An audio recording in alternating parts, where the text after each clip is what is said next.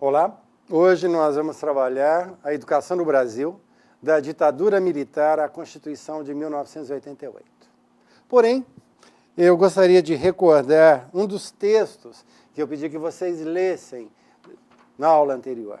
Era o texto da Ana Reis, da Ana Carolina Godinho dos Reis e do Caio Augusto Toledo Padilha. O texto, cujo título é Educar para o Trabalho, um breve estudo sobre o ensino profissionalizante na era Vargas, 1930-45, e no governo JK, 1956-1961. No primeiro parágrafo do texto, vem escrito, vejam só, o cenário político dos anos 30, 40 e 50 no Brasil é deveras conturbado e quase sempre frequentado pelos mesmos personagens políticos. Desde os anos 30, esses personagens encontravam-se em altos postos do poder, com grande influência política em seus estados de origem, embora ainda não houvesse, por força do Estado Novo, a existência dos dois partidos, PSD e PTB, que viriam a dar sustentação política ao governo Vargas, de 1951 a 54, e ao governo de Juscelino Kubitschek, de 56 a 61.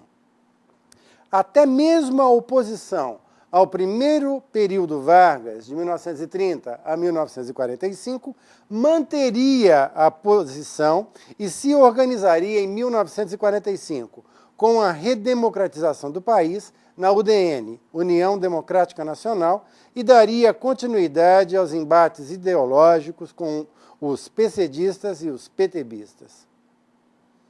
Quando eu leio esse texto, me dá a sensação de que, com todas as reformas, com esse lumpen de partidos políticos e candidatos, com essas brigas que temos de pessoas no poder atualmente, parece que a história se repete.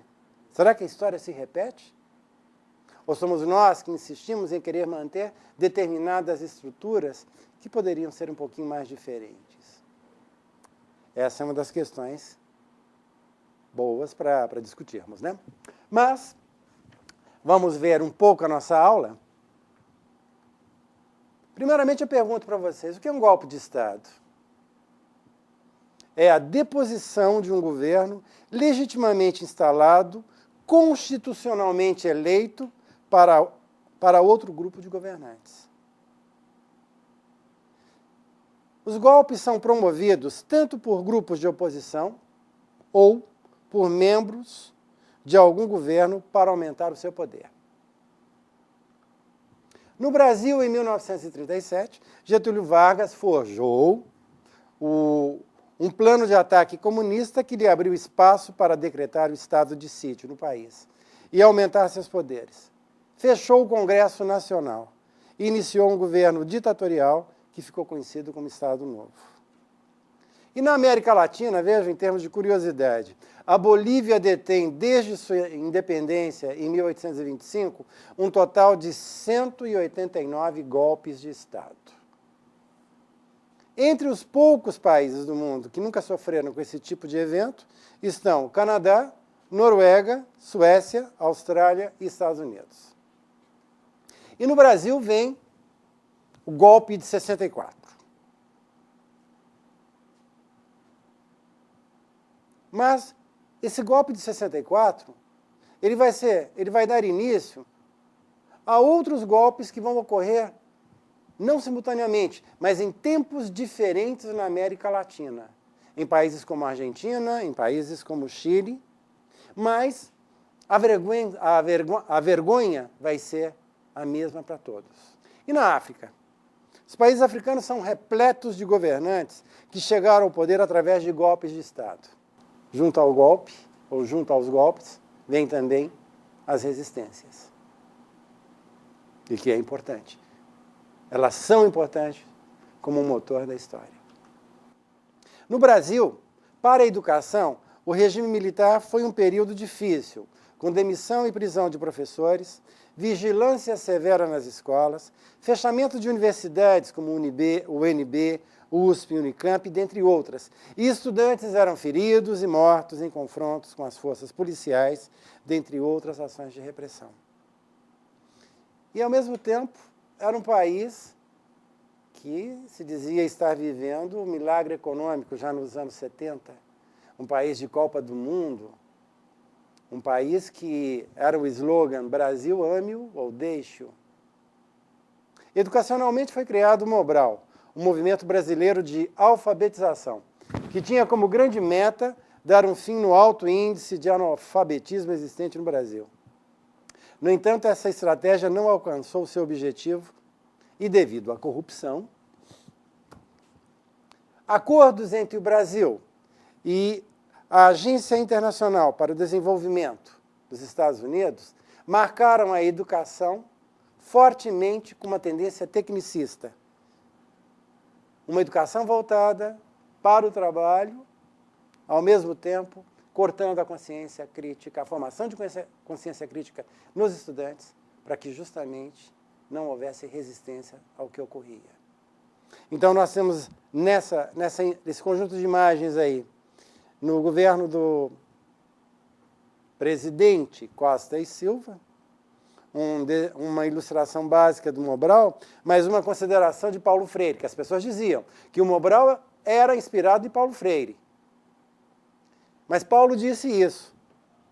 O Mobral, o Movimento Brasileiro de Alfabetização, implantado durante o regime militar, nasceu para negar meu método, para silenciar meu discurso.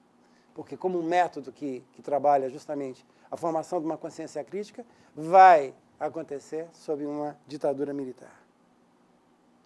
Junto com o golpe militar, vem em 71 a Lei 5692.